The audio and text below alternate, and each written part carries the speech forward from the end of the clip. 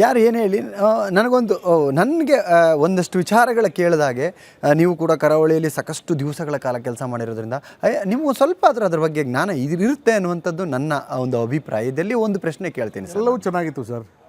ಪ್ರಜ್ವಲ್ ಅವರು ತುಂಬ ಆತ್ಮೀಯ ಸ್ನೇಹಿತರು, ಅದು ನನಗೆ ಗೊತ್ತಿರುವಂಥ ವಿಚಾರ. ಆತ್ಮೀಯ ಸ್ನೇಹಿತರು. ಯಾಕಂದರೆ ನಾನು ಶೂಟಿಂಗ್ ಬಿಟ್ಟು ಕೂಡ ತುಂಬ ಸಮಯನ ಅವ್ರ ಜೊತೆ ಸ್ಪೆಂಡ್ ಮಾಡಿದ್ದೀನಿ.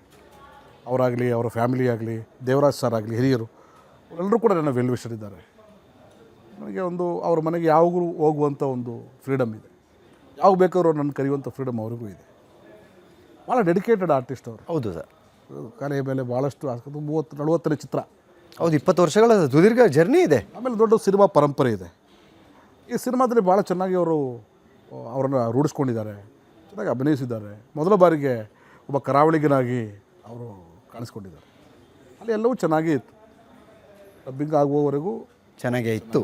ನಮಗೆ ಇಷ್ಟು ವಿಚಾರಗಳು ಗೊತ್ತಿಲ್ಲ. ಅಂದರೆ ನಾವು ಪ್ರೊಫೆಷನಲ್ ವಿಚಾರಗಳನ್ನು ನಾವು ಮಾತಾಡೋದಿಲ್ಲ. ನಿಮಗೆ ಎಷ್ಟು ಪೇಮೆಂಟು, ನನಗೆ ಎಷ್ಟು ಪೇಮೆಂಟು, ನಿಮ್ಮದೇನು ನಮ್ಮದೇನು ನಾವು ಕೇಳೋದಿಲ್ಲ, ನಾವು ಡಿಸ್ಪೋಸು ಮಾಡೋದಿಲ್ಲ. ಅದು ಕಲಾವಿದರದ್ದು ಒಂದು ಖಂಡಿತ ಸರ್ ಓರಲ್ ಇರುವಂಥದ್ದು. ನಾನು ಟ್ರೈಲರ್ ಲಾಂಚಲ್ಲಿ ಕೂತಾಗ ನನಗೊಂದು ಇತ್ತು, ಸರ್ ವಾಯ್ಸ್ ಇಲ್ವಲ್ಲ ಅಂತ ನಾನು ಇದರಲ್ಲಿ ಕೇಳಿದ್ದೆ. ನಿಮಗೂ ಕೂಡ ಅಲ್ಲಿವರೆಗೂ ಗೊತ್ತಿಲ್ಲ, ಟ್ರೈಲರ್ ರಿಲೀಸ್ ಆಗುವವರೆಗೂ ಕೂಡ ಖಂಡಿತ ಗೊತ್ತಿಲ್ಲ. ಓಕೆ, ಖಂಡಿತ ಗೊತ್ತಿಲ್ಲ. ನೋಡಿ, ಶೂಟಿಂಗ್ ಆಗಿ 3 ತಿಂಗಳಾಗಿದೆ. ಶೂಟಿಂಗ್ ಆಗಿ 3 ತಿಂಗಳಾದಮೇಲೆ ಮಧ್ಯದಲ್ಲಿ ನಾವು ಡಬ್ಬಿಂಗ್ ಮಾಡಿದ್ವಿ. ಡಬ್ಬಿಂಗ್ ಒಂದು 4-5 ದಿವಸ ಡಬ್ಬಿಂಗ್ ಆದಮೇಲೆ ನಾನು ಪೋರ್ಷನ್ ಏನಿದೆ ಮಾಡ್ಕೊಂಬಂದಿದ್ದೀನಿ ಅಷ್ಟೇ. ಬಿಟ್ಬಿಟ್ಟು ಸರ್ ಟ್ರೈಲರ್ ಲಾಂಚ್ ಇದೆ, ನೀವು ಬರಬೇಕು ಅಂತ ಅವ್ರು PR ಫೋನ್ ಮಾಡೋ ತನಕ ನಮಗೆ ಬೇರೆ ಏನು ಹೋದ, ಯಾವಾಗ ಎಲ್ಲಿ ಅಷ್ಟೇ. ಬಂದ್ವಿ, ಕೂತ್ವಿ. ಪ್ರಜ್ವಲ್ ಅವ್ರ ಅಸಿಸ್ಟೆಂಟ್ಸ್ ಎಲ್ಲ ಬಂದರು. ಅವರೆಲ್ಲ ತುಂಬ ಆತ್ಮೀಯರು ನಮಗೆ. ದಿಲೀಪ್ ಆಗಲಿ, ನಂದಣ್ಣ ಆಗಲಿ, ಅಭಿ ಆಗಲಿ, ಎಲ್ಲ ನಾವು ತುಂಬ ಜೊತೆಗೆ ಇರುವಂಥವ್ರು. ಹೌದು. ಇಲ್ಲಿ ಅಣ್ಣ ಬರ್ತಾ ಇದ್ದಾರೆ ಅಂತ ಹೇಳ್ತಾಯಿದ್ರು. ಟ್ರೈಲರ್ ಲಾಂಚ್ ಆಯಿತು.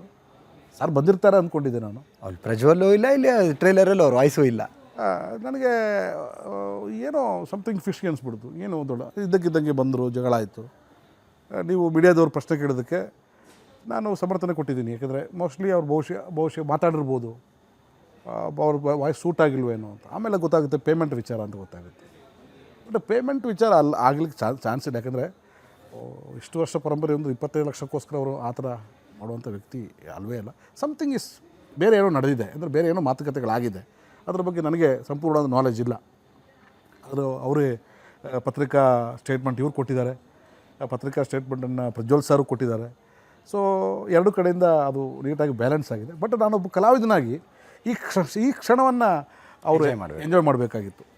ಇದನ್ನು ಅವರು ಈ ಜಾಗ, ಈ ಪ್ರಮೋಷನ್ ಆ್ಯಕ್ಟಿವಿಟೀಸು, ಇದರ ಗೆಲುವು, ಇದರ ಮಾರ್ಕೆಟಿಂಗ್ ತಂತ್ರದಲ್ಲಿ ಅವ್ರು ಇರಬೇಕಾಗಿತ್ತು.